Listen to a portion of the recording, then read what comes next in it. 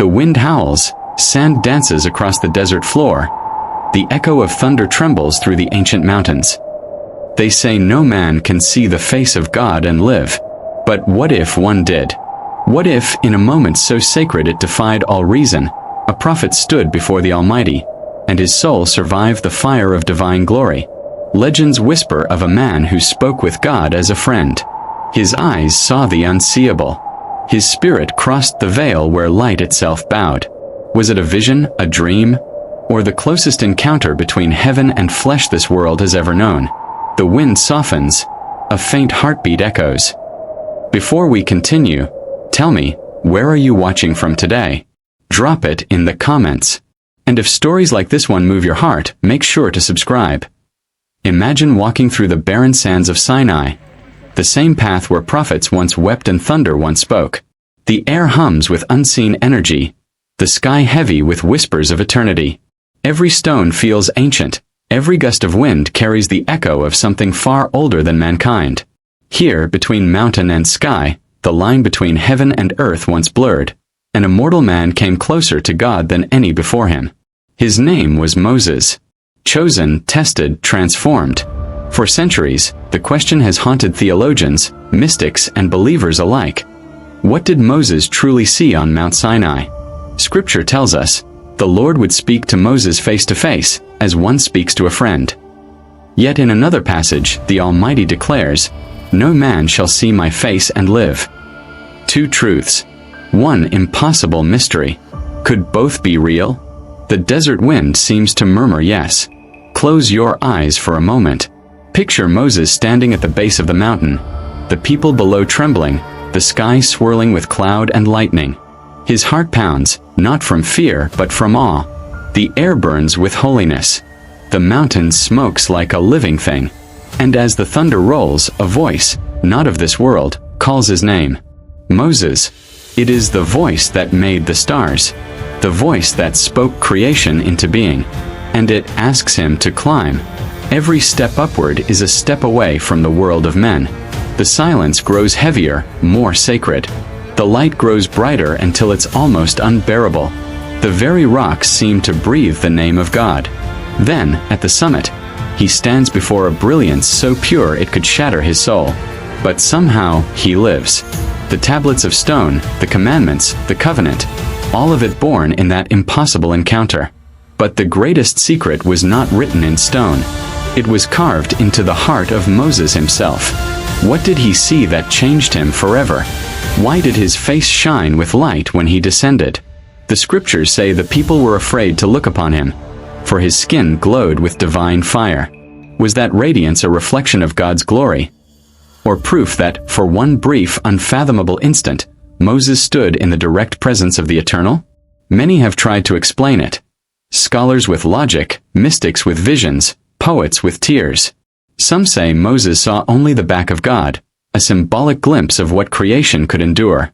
Others believe he saw more than anyone should ever see, that he was shown the divine essence through a veil of mercy. But one question still trembles in the soul. How could he see and survive? Perhaps the answer lies not in the eyes, but in the heart. Perhaps it was not sight that met God, but surrender. For in that moment, Moses was no longer a man demanding proof, but a soul emptied of self, ready to bear the unbearable. The sound of wind fades to silence. Then a heartbeat returns, slow and reverent. Through that silence, the same mystery still calls to us today. Not on Sinai, but in the quiet corners of our own faith, in the yearning for something greater, in the longing to be seen by the one who made us. And maybe, just maybe, the story of the prophet who saw God's face isn't about vision at all. It's about the cost of closeness, and the mercy that allows a fragile soul to endure it. A faint crack of thunder rolls across the horizon. But what if I told you, the truth was hidden in plain sight all along? The desert breathes. The sound of the wind carries whispers of fire and sand, the pulse of eternity lingering in every grain. Before there was a prophet, there was a child, a boy whose very birth defied death. The story begins not with thunder, but with silence. The silence of fear beneath the shadow of a pharaoh. Egypt, the empire of sun and stone, was a place where gods were carved, not worshipped. Its palaces gleamed with gold. Its slaves groaned beneath the weight of bricks and despair. And among those enslaved was a people chosen, the Hebrews, bearers of a covenant older than the pyramids themselves. The Pharaoh feared them. Their numbers grew. Their faith endured. And in his cruelty, he decreed that every newborn Hebrew boy be cast into the Nile, a sacrifice to the gods of his own pride. The water ripples. A baby's cry breaks the silence. But one mother refused. She looked upon her child and saw something divine reflected in his eyes. Not merely life, but purpose. In the dim light of her hut, she wove a basket of reeds, coated it with pitch, and set it upon the river. Her hands trembled as she let go. The basket drifted away, cradling the child who would someday speak with God. The Nile carried him, past crocodiles, past reeds that whispered prayers, into the arms of Pharaoh's own daughter. Fate, guided by an invisible hand, had placed the child of slaves into the heart of Egypt's royalty. She named him Moses, drawn from the water. He grew among marble pillars and lotus gardens, taught the wisdom of Egypt, the language of kings, the science of stars. But though his robes were fine, his heart was restless. The blood of his people called to him, the sound of the whip, the cries of men breaking under the sun. One day, he saw an Egyptian striking a Hebrew slave. Something inside him, something ancient and divine, snapped. He struck back, and the Egyptian fell lifeless into the sand. That single act changed everything. Fear took hold. He fled, away from the palaces, the gods of Egypt, the golden idols, into the wilderness. The desert became his refuge and his crucible. Wind swirls. Distant thunder murmurs beyond the dunes. 4 years he wandered, alone but not forgotten. He found shelter in Midian, tending the flocks of a priest named Jethro. The prince became a shepherd, and in the silence of the hills, he began to hear something greater than himself. Every day he led his sheep into the wilderness, where the world felt ancient and awake. The stones seemed to hum with invisible power, and the stars, brighter than he had ever seen in Egypt, whispered secrets of creation. Then, one day, he came upon Mount Horeb. The air was different there, charged, alive. The ground beneath his feet trembled softly, and from the distance, he saw it, a bush engulfed in flames, yet untouched by the fire. Crackling fire, a deep silence. Then a voice, low and infinite. Moses. He turned. No one. Only the burning bush. Moses. His name again, not shouted, but spoken like a heartbeat. Here I am, he answered. And the voice replied, do not come any closer. Remove your sandals, for the place where you stand is holy ground. The wind stopped. The earth held its breath. I am the God of your father, the God of Abraham, the God of Isaac, and the God of Jacob. Fear gripped him, not the fear of death, but of revelation. He covered his face. The divine was near. God spoke again, his voice like thunder wrapped in mercy. I have seen the misery of my people in Egypt. I have heard their cries. I will send you to Pharaoh to bring my people out. Moses trembled. Who am I that I should go to Pharaoh? And the voice replied, I will be with you. But still Moses doubted. What if they ask for your name? A pause. Deep, sacred, eternal. Then the answer that shook history. I am who I am. The fire flares, the sound of divine breath through flame. This was not the voice of a God carved in stone, but of the living one, invisible, infinite, and near. And through this fire that did not consume, Moses was consumed. The man who once ran from death now carried life within him, the spark of purpose that would ignite an entire nation. He returned to Egypt not as a fugitive, but as a prophet. The staff in his hand became a symbol of power, the voice in his chest the echo of the Almighty. He faced Pharaoh, the same house that had raised him, and spoke the words that would shatter an empire. Let my people go. Plagues followed. Blood in the rivers, darkness over the land, death in every home that denied the command. Yet through it all, Moses stood unbroken, guided by the unseen. Finally, Pharaoh relented. The Hebrews fled. The sea split open, and they walked through on dry ground while walls of water stood at attention beside them. Behind them, Egypt drowned, its pride swallowed by the same waters that once carried a baby in a basket. The wind rises, the sound of waves collapsing fades into silence. But freedom was not the end. It was the beginning. For beyond the Red Sea lay the wilderness, the testing ground of faith. And there, on a mountain cloaked in cloud and fire, God called again. Moses climbed Mount Sinai, not once but twice. Each time, the presence grew heavier, the light more unbearable. The people below saw lightning, thunder, smoke. But Moses saw something else, something they could not comprehend. Days passed, then weeks. No food, no drink, only light and silence. And in that silence, God spoke the words that would define civilization. You shall have no other gods before me. The commandments, the covenant, the law of divine order, all inscribed by the very hand of God upon tablets of stone. Sound of chiseling echoes through the air, slow, deliberate, eternal. When Moses descended, his face shone. The people recoiled in fear.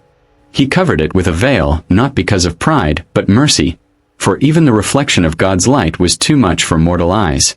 This was the beginning of the mystery, the moment humanity brushed against the infinite and lived to remember it.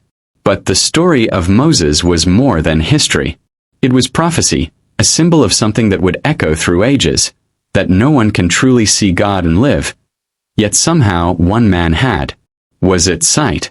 Or was it union? The merging of human will and divine purpose so complete that death itself could not intervene. The desert wind sighs again. The fire fades into ash. A whisper lingers. I am. The origins of the prophet who saw God's face were not written in gold or carved in stone. They were woven in humility, surrender, and trust, the quiet courage to climb when the mountain burned. And yet, the true vision had not yet come. For there, at the heart of the mountain, something awaited. Something no mortal should ever behold, and yet Moses would. Thunder murmurs. The air tightens. The sound fades into stillness. And that's when the prophecy began to unfold. The sound of a storm in the distance. Thunder rolling like the heartbeat of the heavens. The mountain groans. The air burns with light. The desert had grown restless. The people, freed from chains, now bound themselves with doubt. At the base of Sinai, where the dust was still warm from divine fire, the children of Israel waited. Days had turned to weeks. Their prophet, the man who led them through the impossible sea, had vanished into cloud and thunder. They saw the mountain tremble, heard the thunder speak, but faith has a fragile memory. In the waiting, fear began to whisper. What if he's dead? They murmured. What if God has abandoned us? And so they turned to what they knew, to the glittering gods of Egypt, to idols of gold and stone. The sound of metal clanging, fire roaring as molten gold pours into a mold. Aaron, brother of Moses, faltered beneath their cries. He gathered their jewelry, their wealth, their fear, and melted it into the shape of a calf. When Moses descended, the sky behind him glowed with divine light, but what he saw before him was darker than any night. They danced around the idol. They sang praises not to the eternal, but to something they had made with their own hands. The music stops abruptly. Silence. The crack of stone shattering. The tablets fell from his hands, breaking upon the rocks. Symbols of a broken covenant. Anger and sorrow collided within him. He burned the golden calf, ground it into powder, scattered it on the water, and made them drink their sin. Then he climbed again. Back into the fire. Back into the voice. Lord, he pleaded, they have sinned, but forgive them. If not, blot me out from your book. A pause. Then the voice like thunder and mercy intertwined. I will forgive, but I will not go among them, for they are a stiff-necked people. Those words fell heavier than any plague. The people wept, mourning the distance they had created between themselves and their Creator. But Moses, he was not ready to accept distance. He had seen the fire, heard the voice, and once stood where human eyes should not. He knew what closeness meant, and he longed for it again. The desert wind hums, like breath between prayers. He went out to the tent of meeting, a simple structure set apart from the camp. And whenever he entered it, the pillar of cloud descended. The people stood at their tents and watched, their faces pale with awe.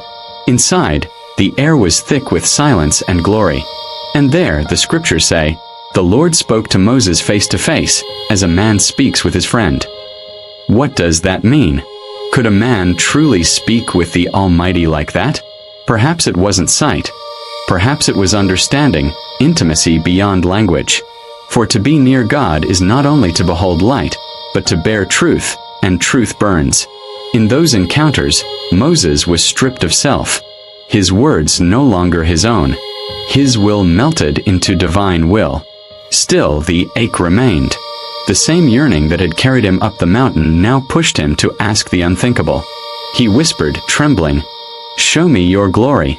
The sound fades, a single heartbeat in the void. The words echoed into eternity. Never before had a mortal dared to ask. And yet God listened. "You cannot see my face," the voice said, "for no man shall see me and live. But I will cause all my goodness to pass before you, and I will proclaim my name." Then the Eternal spoke again. "There is a place near me where you may stand upon a rock. When my glory passes by, I will cover you with my hand until I have passed. Then I will remove my hand, and you shall see my back, but my face shall not be seen."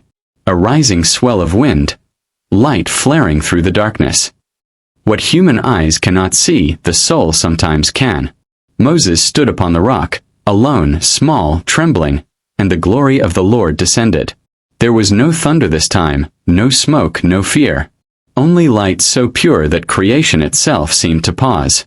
A faint hum, like the heartbeat of the universe. The hand of God covered him, protection from divine fire, and then, for the briefest breath of eternity, the veil lifted. He saw something not meant for mortals. Not a face, not a form, but essence. Love so infinite it could destroy and create at once. A light older than stars, more intimate than breath. When it passed, Moses fell to his knees. The world returned, but he was no longer the same. That moment marked him forever. His face would glow with light. His eyes would carry memory of the unseeable. And the people would never again look at him the same way. The sound of murmuring voices, distant and fearful. They feared the light that came from him, the afterglow of the encounter. They covered their faces when he walked among them, unable to bear what he had seen. But that light was not judgment, it was mercy. Proof that man could approach the edge of eternity and return with life. Yet for Moses, the conflict was not over. For to see even the shadow of God's glory is to carry both blessing and burden. He led a people who doubted him, who longed for Egypt more than freedom, who quarreled and wept and demanded signs. Each time they rebelled, he interceded, standing between divine wrath and human weakness. He begged for mercy again and again, offering himself as bridge and shield. Soft rainfall echoes, the sound of tears upon dust. But the deeper conflict was within him. Having glimpsed what lay beyond, how could he ever return to ordinary life? The sight of divine radiance left him both illuminated and isolated. He had seen the eternal, and everything else began to feel small, transient, hollow. Each sunrise reminded him of a glory he could never fully touch again. Each moment of silence whispered the absence of the presence that had once filled him. That is the cost of divine encounter. To taste the infinite is to be forever unsatisfied with the finite. Moses carried that loneliness for years. Even as he guided the nation, performed miracles, spoke commands, his heart longed for that one place again. The cleft in the rock, the nearness of God's hand, the unfiltered radiance of the Almighty. The fire crackles faintly, a memory rekindled. And perhaps, that was the hidden test. Not whether he could see God, but whether he could live after seeing. For faith is not only believing in what is unseen, it is learning to walk after the mountain goes silent, after the fire fades. That was the true conflict of Moses. Not between him and Pharaoh, or even between him and the people, but between vision and endurance, between divine intimacy and human isolation. He had seen what no one could see, and because of it, he would forever walk a line between heaven and earth, between dust and light. The sound grows softer, more intimate, like wind through ancient cloth. But even as his body aged, his spirit did not falter. The fire within him still burned, tempered now by wisdom. He no longer sought to see God's face. He sought only to obey, to carry that light forward through generations. He led them through deserts, through wars, through doubt. He spoke of commandments, of mercy, of covenant. And every time he lifted his staff, the people saw not a man, but a memory of the divine. And yet, as the years passed, another truth began to unfold. The same eyes that once saw glory would one day be denied entrance into the promised land. Not out of cruelty, but as a lesson, that even prophets bear the weight of mortality. A low hum, mournful but reverent. The closer one draws to the eternal, the more sacred the boundaries become. Moses had crossed one already, seeing what no man should see. Another step and even faith itself might have shattered. The Lord, in his mercy, would preserve both him and the people by keeping the veil between. But deep within, the prophet must have known, the story was not finished. Somewhere, beyond mountains and time, the same presence that once covered him with its hand still waited. Wind stirs again, soft, almost like a sigh. And in that waiting, the next part of the mystery took shape, one that would turn revelation into legacy, and vision into destiny. For in the quiet of the wilderness, whispers began again. The God who once hid his face was about to reveal something even greater. Not through fire or thunder, but through covenant written in eternity. Thunder rolls, distant but approaching. The screen fades to darkness. And that's when the veil began to thin. A soft desert wind whispers through the valley. The embers of a dying fire flicker. Night falls like a velvet curtain, and above, the heavens open in silence, a million stars burning with quiet purpose. There comes a moment in every prophet's journey when faith stops being belief and becomes revelation. For Moses, that moment did not arrive in thunder or lightning this time. It came in stillness. After the rebellion of the people and the shattering of the tablets, after his plea for mercy and the glimpse of God's glory, something in Moses had changed forever. The man who once doubted his voice now spoke with authority. The fugitive who once fled Egypt now stood as the bridge between heaven and earth. But the revelation that followed would not be for him alone. It would shape the soul of an entire nation. The crackling of fire fades. Silence expands. The stars shimmer like eyes watching from eternity. One night, as the camp slept, Moses withdrew from the tents. The people's murmurs had died down. The desert stretched endlessly before him. He looked toward Sinai, its peak dark now, no fire, no cloud. And yet, he felt the presence. Not distant this time, but within. It spoke without words, in the language of spirit. The same voice that had once thundered now whispered, "Write these words, for by them I have made a covenant with you and with Israel." Moses bowed his head, tears blurring his vision. He gathered his tools, smoothed the stone, and began to carve. Line by line, word by word, he inscribed the law of a living God, not as command, but as communion. Each stroke carried weight. Each word was flame turned into form. And as he wrote, the light around him began to grow, faint at first, then brighter, until his hands shimmered like they were tracing the edge of eternity. The same radiance that had once covered him on the mountain now poured through him, like a river of fire and peace. Soft hums of divine energy. The air seems alive. For 40 days and nights, he remained there, sustained not by bread or water, but by presence. It is said that even the angels watched in awe, for never before had a mortal shared such nearness with the eternal and lived. When he descended once more, his face was radiant, glowing with a light so pure the people fled from him in fear. He called to them gently, but they turned away, covering their eyes. So Moses veiled his face, not to hide glory, but to protect them from it. For even reflected light from the divine could blind the heart not yet ready to see. And yet, that light was never meant to be contained. It was a message, a symbol that revelation is not a gift for the eyes, but for the soul. The real miracle was not that Moses saw God, but that God allowed himself to be known through love, through covenant, through words that could be lived. It was the beginning of divine intimacy with humanity, the unseen choosing to dwell among the seen. But revelation rarely comes without shadow. For as divine truth unfolds, so too does the testing of those who bear it. The people below, still bound by fear and memory, could not yet understand what Moses carried. They obeyed, then doubted, then obeyed again, a cycle of faith and frailty. Each miracle they witnessed faded from their memory like smoke in the wind. When manna fell from heaven, they rejoiced. When thirst struck, they murmured. When the Lord delayed, they despaired. And Moses, patient but weary, bore it all. His eyes had seen the eternal, yet he still walked among mortals who could not comprehend that glory. His greatest challenge was no longer Pharaoh, it was the frailty of the human heart. Soft sound of walking through sand. Heavy, slow, thoughtful. But the true revelation was still to come, not in law or light, but in encounter. One morning, as the camp stirred with the scent of dew and dust, Moses was called again. The cloud that once covered Sinai now descended upon the tent of meeting. Its brightness filled the desert like dawn breaking over creation. He entered alone. Inside, everything fell silent, even time itself. The air shimmered, and once again, that familiar presence filled the space. "Moses," the voice said, "you have found favor in my sight. I know you by name." Those words, "I know you by name," broke him. For all his strength, all his leadership, Moses had longed not for power, but for recognition by the Eternal. "I know you by name." He fell to his knees. "Then, Lord," he whispered, "show me your ways that I may know you." And once more, the divine mystery unfolded. Light intensifies. The sound of wind deepens into a low, vibrating hum.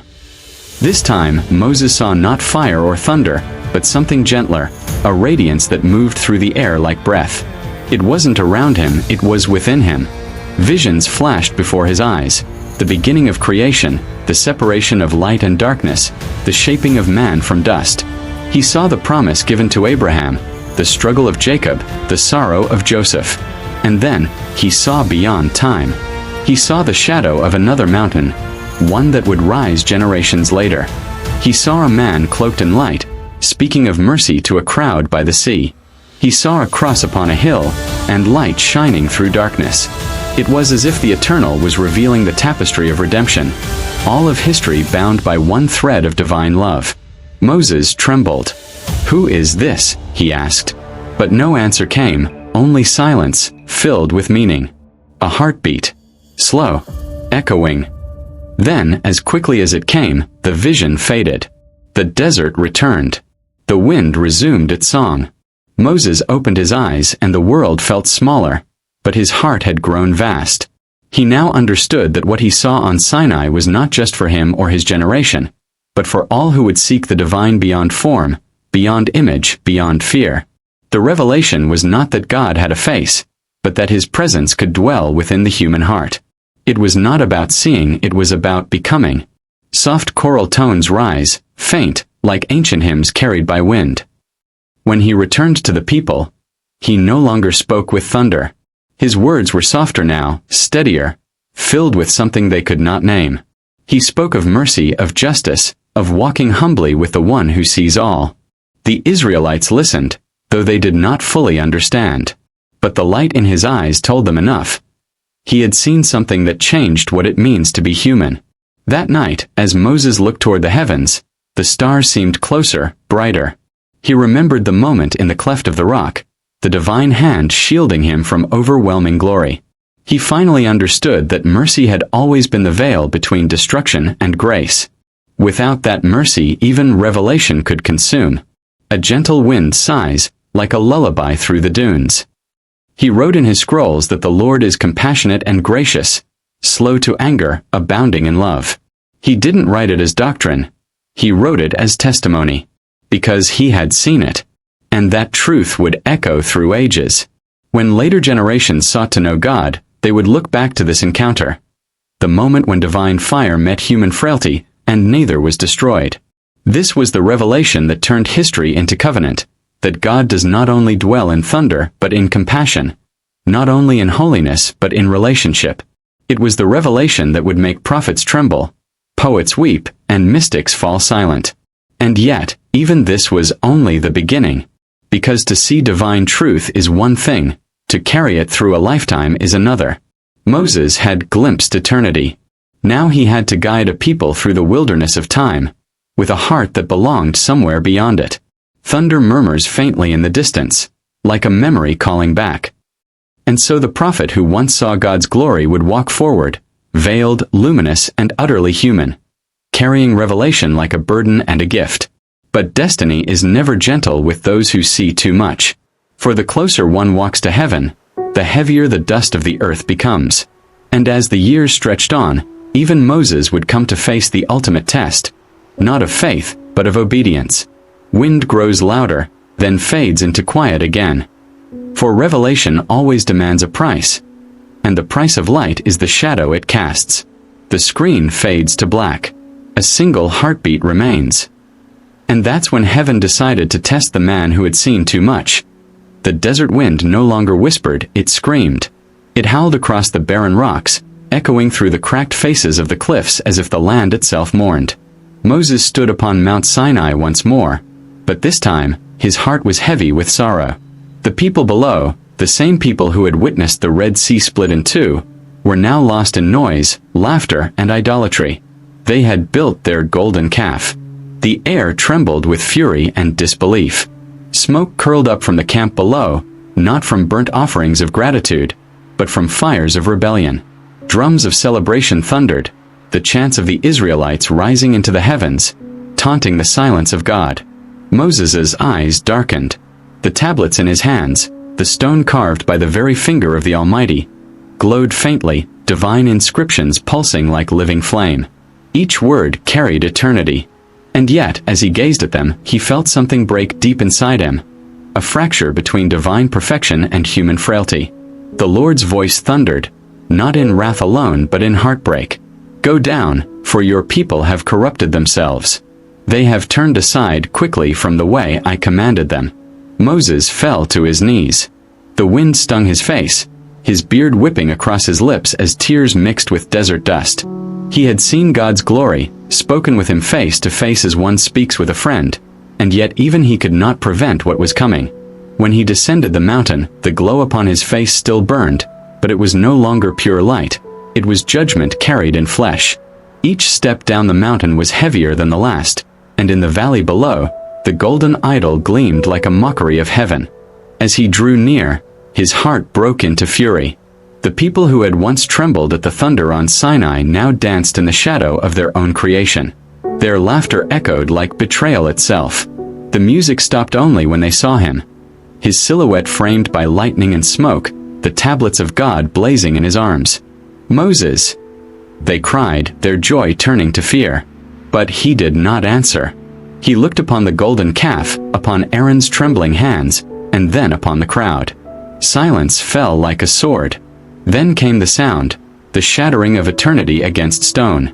The tablets hit the earth and broke into countless pieces, shards scattering like tears of heaven. The mountain trembled beneath his cry. Who is on the Lord's side? He shouted. From that moment the story changed. The covenant of perfection was broken. What began as revelation became ruin. The people were judged. The idol was destroyed, ground into dust, mixed with water, and forced upon their lips so they would taste the bitterness of their own rebellion. And though Moses interceded, though he pleaded with God for mercy, the shadow of disobedience would remain upon them like a scar through generations. But this was not the only fall. For even Moses, the prophet who saw the Lord's face, who had spoken with the Eternal as friend to friend, would come to face his own moment of rebellion. Years passed. The wilderness stretched endlessly. The people grew restless again, their faith flickering like dying embers.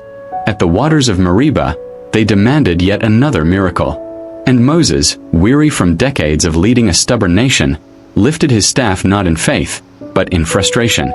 He struck the rock twice, though God had commanded him only to speak. Water gushed forth, drenching the ground, quenching their thirst, but heaven fell silent. In that silence Moses felt it. A chill deeper than the desert night. The presence that once filled his soul now withdrew, just slightly, but enough for him to know. The voice of the Lord came again, heavy with sorrow. Because you did not trust in me to sanctify me in the eyes of the people, "You shall not bring this congregation into the land I have given them." The words pierced him like arrows. Not anger, not rage, but disappointment. Divine, infinite disappointment. Moses fell to the ground once more, not in rebellion, but in surrender. He had seen the glory of God. He had stood within the cloud of his presence. And yet, at the end, he too was marked by imperfection. He would see the promised land, but from a distance only. He would stand upon Mount Nebo, his eyes stretching across the green plains of Canaan, and there his mortal journey would end. But here lies the turning point, the mystery no historian can explain, no theologian can fully capture. For when Moses died, no man knew where he was buried. The scriptures say that the Lord himself buried him, and his tomb was never found. Some say the earth swallowed his body, hidden by divine hand. Others whisper that his spirit was taken into the heavens. And in later visions, centuries later, Moses would be seen again, standing beside Elijah, speaking with the Messiah upon the mountain of transfiguration. The prophet who once fell short of the promised land would later stand within divine glory itself. What does this mean? That failure is not the end. That even divine disappointment can be redeemed by divine mercy. That the man who once shattered the tablets would one day speak with the living Word himself. In that paradox lies the greatest mystery of all. The same God who forbade Moses to cross into Canaan later welcomed him into eternal light.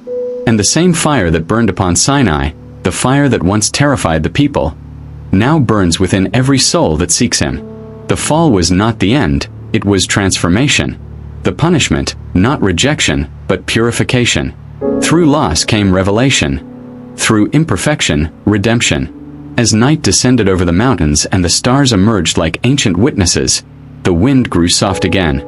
It no longer carried the fury of judgment but the whisper of forgiveness. And if you listen closely, even now across the dry stones of Sinai, you might still hear that whisper, the sound of a man who once saw God's face and lived, not because he was flawless, but because grace outlasted his failure. For divine glory is never extinguished, it merely changes form. And that was the turning point. Night settled over Sinai like a velvet shroud, and with it came silence, the kind that presses against your chest and forces you to listen for what cannot be heard. The mountain stood cold and unmoving, its peaks bathed in silver light. Somewhere among those stones, the body of Moses rested, or perhaps did not. For Scripture tells us that the Lord himself buried him, and no man knows his resting place to this very day. And that mystery has never ceased to haunt humanity. For centuries, travelers, priests, and kings have sought the prophet's grave. Some claimed to have seen it in dreams. Others swore they felt his presence upon the wind while crossing the desert at night. But each time they thought they found it, the sand shifted, the rocks fell, and the place vanished once again. Almost as if heaven itself guarded the secret. But why hide the resting place of a prophet? Why conceal the bones of one who spoke with God face to face? The answer, perhaps, lies not in stone or sand, but in spirit. Moses was not meant to be worshipped. His tomb was hidden so that no shrine would rise in his name, no idol forged in his memory. His life was never about glory, it was about encounter. The divine meeting the mortal, light stepping into dust. And that moment, that sacred collision between heaven and earth, could not be contained by any grave. Yet, the story did not end with his death. Across centuries, whispers of his presence resurfaced, in visions, in scripture, and in the hearts of those who listened closely to the voice within. Some claimed that in the days of exile, when Israel wandered through foreign lands, prophets would see visions of a man clothed in radiant fire, standing upon the mountain of God, speaking words of comfort. Be strong, for the covenant endures. Others believed the staff of Moses, the very rod that struck the Nile and parted the sea, was never truly lost. Ancient texts outside of Canaan hint that the Ark of the Covenant once held it, alongside the tablets of stone that were rewritten after the first had shattered. And when the Ark itself vanished from history, so too did the staff, disappearing into legend. But then, centuries later, on another mountain, Mount Tabor, two figures appeared beside the Messiah. One was Elijah, who had never died but was taken by a chariot of fire. The other was Moses. His face, still radiant. His voice, still echoing across eternity. The prophet who once could not enter the promised land now stood upon holy ground again, bathed in light, speaking with the Son of God himself. This was not mere vision, it was vindication. The man who broke the tablets now stood with the living word. The servant who once disobeyed now stood forgiven, restored, glorified. The one who could not cross into Canaan crossed instead into eternity. And with that appearance came a divine pattern, a secret woven through time. The hidden continuation of Moses' story is not about relics or ruins, but revelation. For every generation that forgets, the Lord raises voices that remember. Every era births seekers who, in their own wilderness, encounter God not through sight, but through faith. And perhaps that is the deeper message. The mountain is not a place. It is a condition of the heart. The fire does not burn in the sky, it burns within. When the prophet saw the Lord's face, he was changed beyond recognition. His face shone so brightly that people feared to look at him. He covered himself with a veil, but that veil, Scripture tells us, was lifted in Christ. And now, every soul that seeks the divine can behold what Moses once saw, not in form, but in spirit. It is written, "We all, with unveiled faces, behold the glory of the Lord and are being transformed into the same image." So perhaps, in ways unseen, the encounter that began on Sinai never truly ended. There are those who believe that deep beneath Mount Nebo, hidden within the layers of time, rests something more than dust. Archaeologists have long searched the Jordanian cliffs, uncovering fragments of ancient shrines, altars carved with inscriptions no one fully understands. Some claim these markings align perfectly with constellations visible on the night Moses died. Others say they form the outline of the Ten Commandments. Coincidence?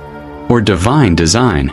In the Dead Sea Scrolls, there is a fragment, barely legible, speaking of a prophet whose eyes beheld the flame. It says he will rise in the final days, not as a man, but as a witness standing beside the Lamb in glory. Some scholars dismiss it as poetry. Others whisper that it might mean something far greater. And then there are the guardians of tradition, monks in the ancient monasteries of Sinai, who keep candles burning every night in remembrance of the prophet. They say sometimes, when the desert storms rage, the flame bends but never dies. They call it the breath of Moses. Perhaps it is just legend. Perhaps it is something more. For the Spirit of God, once confined to tents and temples, now moves freely among all who seek him. The fire that once burned on Sinai burns in hearts of faith, kindled through prayer, through trial, through love. Every time a soul chooses mercy over hatred, obedience over pride, hope over despair, that is the continuation of the story. Because Moses' journey was never about reaching a destination. It was about transforming along the way. And even now, in a world lost in noise and distraction, the same invitation remains.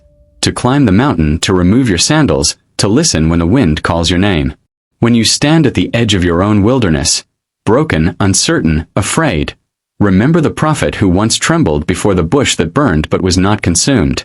Remember that he, too, felt unworthy, that he, too, doubted. Yet God used him to speak with kings, to lead nations, to rewrite destiny itself. His story is proof that weakness does not disqualify you from divine encounter. It prepares you for it. Perhaps that is why his tomb was never found. Because the true resting place of Moses is within every soul that carries faith through the desert. His journey continues through each person who dares to seek God's face in a faithless world. Through every believer who carries the commandments not on stone, but in the heart. Through every act of mercy that echoes heaven's language. The prophet is gone, but his presence endures. His silence speaks louder than thunder. His unseen burial has become the greatest sermon on humility ever told.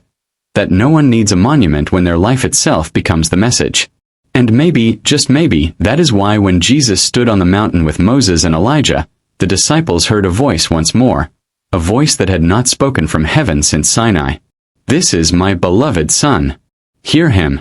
The same glory, the same presence, the same God. The face that Moses once could not fully behold now revealed itself through grace. The man who once hid behind a veil now stood unveiled in eternity, not by his righteousness, but by God's mercy. So the story does not end in the desert, or on the mountain, or even in death. It continues in faith, in mystery, in every whispered prayer that begins with longing and ends with surrender.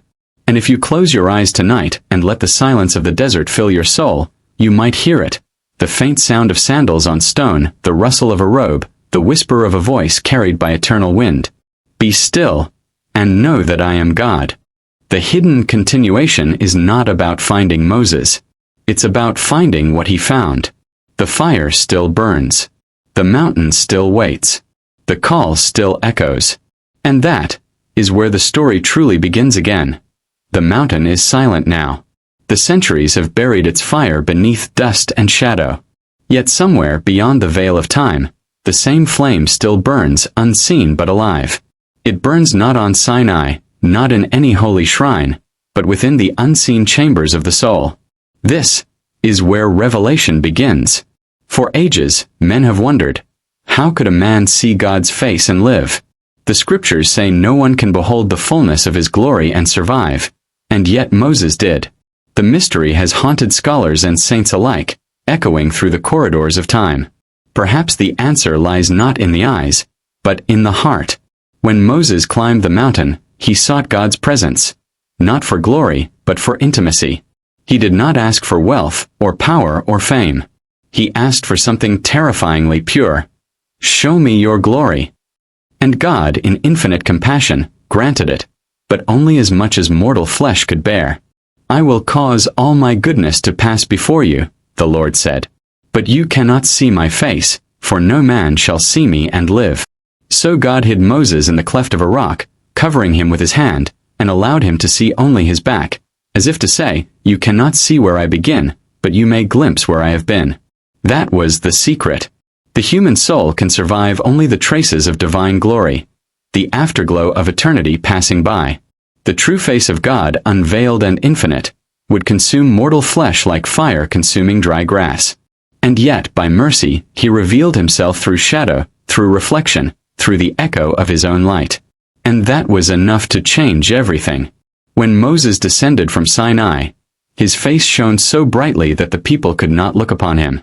They begged him to cover it, and so he veiled himself, not to hide from pride, but to protect others from the overwhelming residue of divine contact. That radiance was not his, it was God's. It was the lingering fingerprint of holiness upon human skin. But here lies the revelation, the mystery that transcends time. What Moses saw was not a contradiction of divine law, but its fulfillment. He saw not the infinite essence of God, but the image of mercy that would one day take form in flesh. He looked upon the shadow of a promise, the same glory that would later walk among men as the Word made flesh. When Christ stood upon the Mount of Transfiguration, his face shining like the sun, his garments whiter than light, and Moses appeared beside him. What the prophet once saw through a veil, he now beheld in fullness. The unseen face he once longed for was now before him, unveiled in divine humanity. And in that moment, all of history folded into itself, the law and the word, the prophet and the promise, standing together in eternal conversation. The one who received the covenant and the one who would fulfill it. The man who had once hidden in a cleft of rock now stood face to face with the Rock of Ages himself.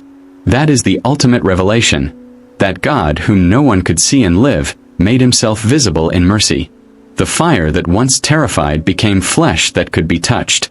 The voice that shook mountains became a whisper that healed hearts. The infinite became intimate. And Moses, the prophet of law, finally saw what he had longed for all his life, the face of grace.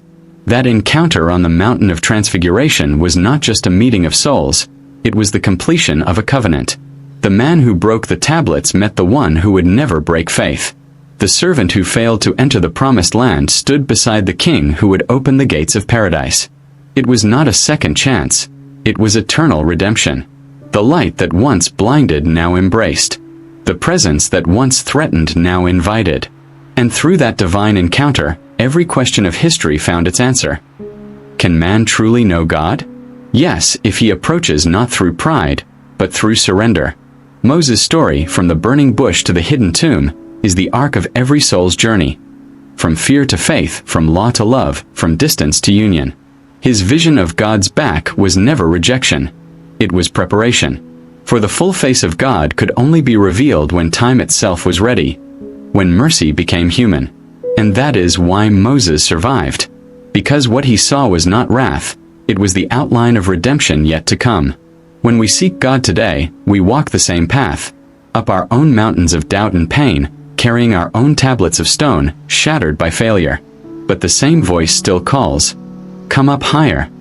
And when we climb, trembling, uncertain, the same hand still covers us, not to hide God from us, but to protect us until we are ready to see. And when the time comes when faith becomes sight, we too shall see his face, not through the veil of fear, but through the mirror of love. For as the apostle later wrote, "Now we see through a glass, darkly, but then face to face." This is the revelation hidden in plain sight, that seeing God is not about eyes at all, it is about transformation. Every act of mercy, every moment of surrender, every breath of faith, each is a glimpse of his face. To see God is to become more like him. To behold his glory is to carry it forward. And perhaps in some divine mystery, that is what happened on Sinai. Moses did not merely witness God. He became a reflection of him.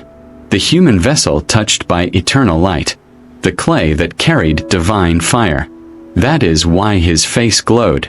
That is why the veil was needed.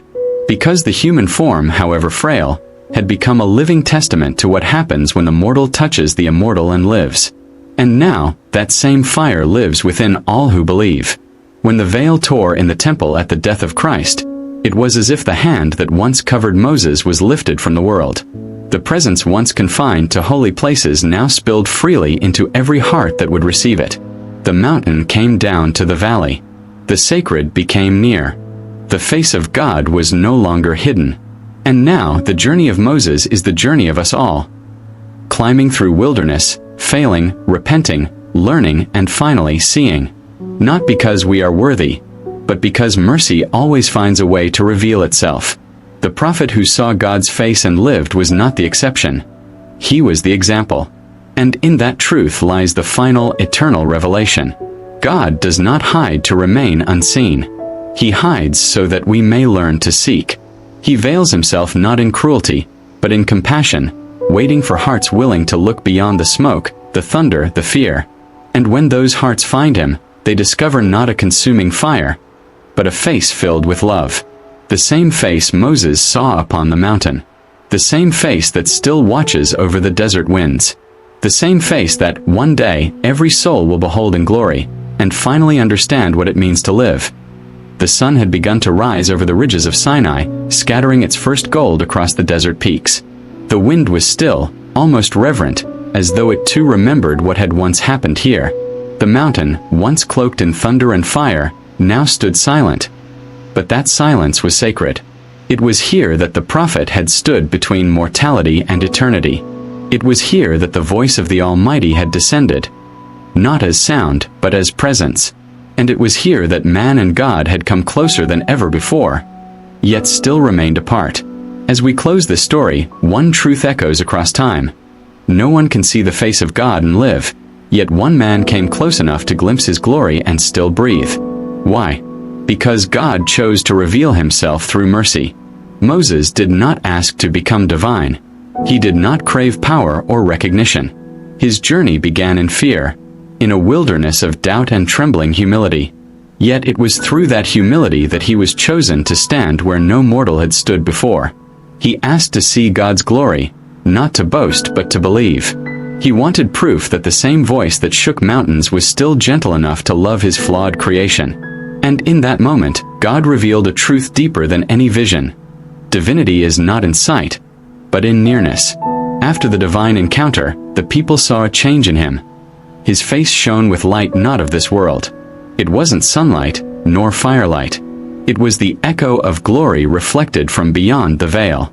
They could not look at him directly, so he wore a veil, not to hide, but to protect them from what the human heart could not yet bear. Even today, scholars and mystics argue, what did Moses actually see? Was it the back of God, a symbolic vision of creation's trail? Was it pure light, a manifestation of divine essence? Or was it a moment beyond language, where the physical world dissolves into spirit?